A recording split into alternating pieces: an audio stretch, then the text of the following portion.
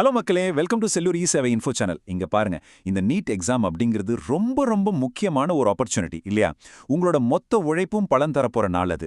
So இந்த விளக்கப்பதிவில் நாம NEET 2026 exam அன்னைக்கு என்னென்ன விஷயங்களை கவனிக்கணும், முக்கியமா எதெல்லாம் எடுத்துட்டு போகக்கூடாதுன்னு ரொம்ப தெளிவா பார்க்க போறோம்.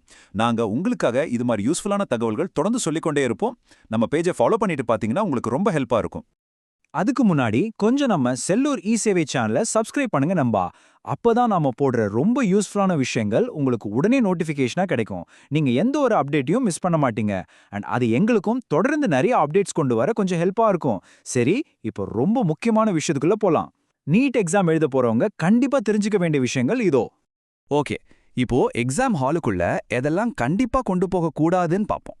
நீங்க எவ்வளவு படிச்சிருக்கீங்க அப்படிங்கிறது எவ்வளவு முக்கியமோ அதே அளவு முக்கியம் எக்ஸாம் ஹாலுக்கு எதெல்லாம் எடுத்துட்டு போக கூடாதுன்னு தெரிஞ்சுக்கிறதும். முதல்ல ஸ்டேஷனரி ஐட்டம்ஸ். எந்த விதமான நோட்ஸ், பிட் பேப்பர் இல்ல எந்த ஒரு புக் மெட்டீரியல்ஸும் உள்ள அலோ பண்ணவே மாட்டாங்க. அது மட்டும் இல்லாம பேனா, ரைட்டிங் பேட், கால்குலேட்டர்னு எதையும் நீங்க எடுத்துக்கிட்டு போக கூடாது. ஏதோ சின்னதா ஒரு கால்குலேட்டர் தானே, இதனால என்ன ஆகிட போகுதுன்னு நினைச்சு கொண்டு போனீங்கன்னா அவ்வளோதான், ரொம்ப ஸ்ட்ரிக்டான ஆக்ஷன் எடுப்பாங்க. உடனே ஐயையோ பேனா இல்லாம எப்படிப்பா எக்ஸாம் எழுதுறதுன்னு டென்ஷன் ஆக வேண்டாம், ரிலாக்ஸ். எக்ஸாம் சென்டர்லயே உங்களுக்கு தேவையான பேனாவை அவங்களே கொடுத்துருவாங்க. ஸோ பேனா பத்திலாம் எந்த கவலையும் இல்லாம உங்கள் எக்ஸாமை நீங்க ரொம்ப நிம்மதியா எழுதலாம். அடுத்ததா ரொம்ப ரொம்ப முக்கியமான விஷயம் எலக்ட்ரானிக் பொருட்கள். மொபைல் ஃபோன், ப்ளூடூத், இயர்ஃபோன், மைக்ரோஃபோன்னு எந்த ஒரு எலக்ட்ரானிக் கேஜெட்டுக்கும் எக்ஸாம் சென்டருக்குள்ள கடுமையான தடை இருக்கு. எனக்கு மட்டும் கொஞ்சம் எக்ஸ்கியூஸ் கொடுங்கன்னு யாராலையும் கேட்க முடியாது. எந்த விதிவிலக்கும் கிடையாது. எந்த முறைகேடும் நடக்காம இருக்க கொண்டு வரப்பட்ட ஸ்ட்ரிக்டான ரூல் இது. அதனால இதெல்லாம் வீட்லயே வச்சுட்டு போறது தான் உங்களுக்கும் நல்லது. இப்போ நம்ம ரெகுலரா யூஸ் பண்ற ஆனா எக்ஸாம் அன்னைக்கு மறந்து கூட போட்டுட்டு போகக்கூடாத சில விஷயங்களை பத்தி பார்க்கலாம். எக்ஸாம் சென்டர்ல மெட்டல் டிடெக்டர் வச்சு ரொம்ப தீவிரமான செக்கிங் நடக்கும். அதனால செயின், வளையல், கம்மல் மாதிரியான எந்த நகைகளையும் போட்டுட்டு போகாதீங்க. அதே மாதிரி வாட்ச், ஸ்மார்ட் வாட்ச் மட்டும் இல்ல, எந்த வாட்சுமே அலௌடு கிடையாது. எல்லாத்தையும் கழட்டி வீட்லயே வச்சிடுங்க. இதெல்லாம் போட்டுட்டு போனா செக் பண்ணும்போது உங்க டைமும் வேஸ்ட் ஆகும், தேவையில்லாத டென்ஷனும் வரும்.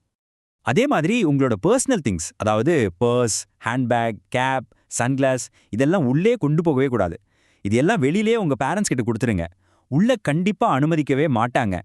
சரி, சாப்பாடு, தண்ணி இதெல்லாம் கொண்டு போகலாமா? பொதுவான ரூல் என்ன சொல்லுது?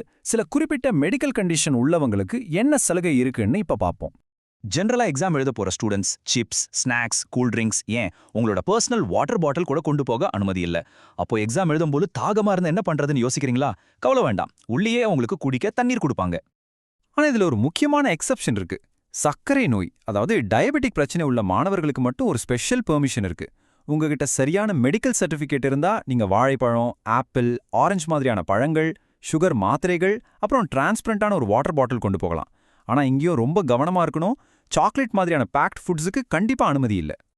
இந்த ரூல்ஸ் எல்லாம் ஏன் அவ்வளோ முக்கியம் தெரிஞ்சுக்கோங்க. நீங்க தெரியாம கூட இந்த தடை செய்யப்பட்ட பொருட்கள் எதையாவது எடுத்துட்டு போயிட்டீங்கன்னா உங்களை எக்ஸாம் ஹாலுக்குள்ளேயே விட மாட்டாங்க. என்ட்ரி டினை ஆயிடும். அப்படியே விட்டுட்டாலும் உங்களை எக்ஸாம்லேருந்தே தகுதி நீக்கம் செய்ய, அதாவது டிஸ்குவாலிஃபை செய்ய பெரிய ரிஸ்க் இருக்கு. உங்களோட இத்தனை நாள் உழைப்பும் வீணா போயிடும். ஸோ ரொம்ப உஷாரா இருங்க. ஓகே, இப்போ உங்களுக்கான நேரம். ஒரு குயிக் குவிஸ். நீட் எக்ஸாம்க்கு பேனா யார் கொடுப்பாங்க? ஆப்ஷன் ஏ மாணவர், ஆப்ஷன் பி எக்ஸாம் சென்டர், இல்ல ஆப்ஷன் சி பள்ளி. இந்த கேள்விக்கு யாரு கரெக்டா ஆன்சர் பண்றாங்கன்னு பாப்போம். உங்களோட பதில கமெண்ட்ல சொல்லுங்க. பெஸ்ட் கமெண்ட் நாம பின் பண்றோம். இந்த முழு விளக்கப்பதிவை பார்த்ததுக்கு ரொம்ப நன்றி. தொடர்ந்து ப்ரிப்பேர் பண்ணுங்க. All the best.